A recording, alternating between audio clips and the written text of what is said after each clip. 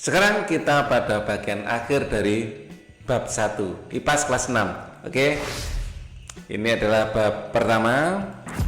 Kita masuk pada uji pemahaman.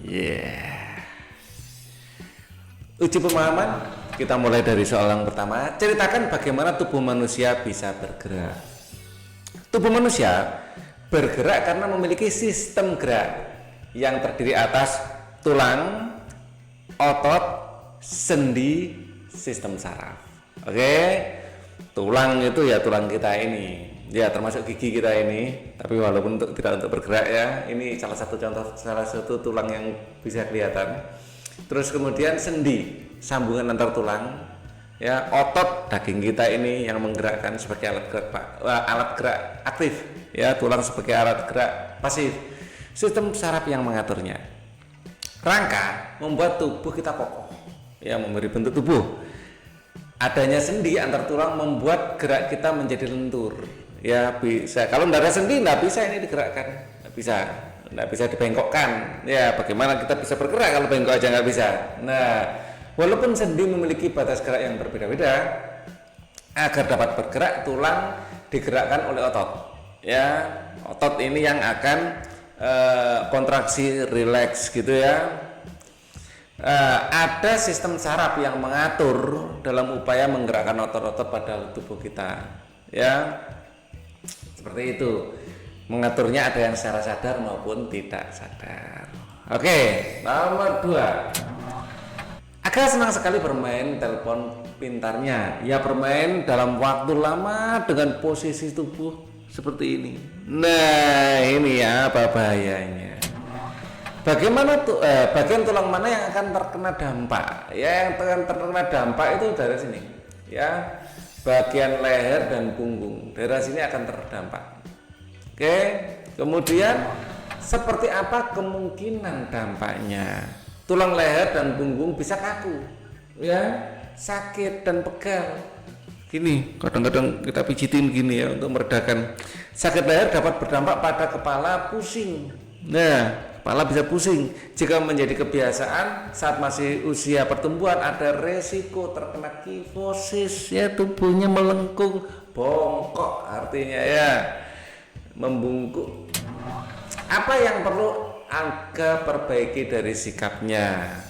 Aga perlu menjaga posisi mata dan telepon pintar sejajar, ya seperti ini, agar tidak menunduk, ya melakukan peregangan pada bagian leher dan punggung, ya, dan mengurangi waktu penggunaan telepon pintarnya dengan cara melakukan aktivitas lain. Jangan hanya scrolling gitu terus ya, bikin stres malah.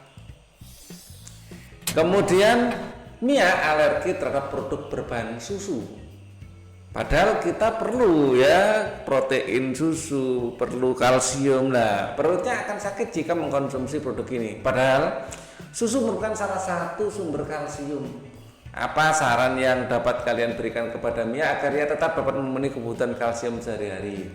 Ya, Mia dapat mengkonsumsi makanan lain yang juga mengandung kalsium.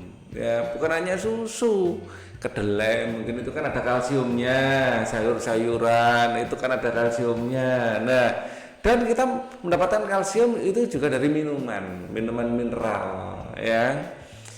Kemudian ikan sarden, sayur hijau, kacang-kacangan, ya, kacang almond beli di pasar ya, di mart itu.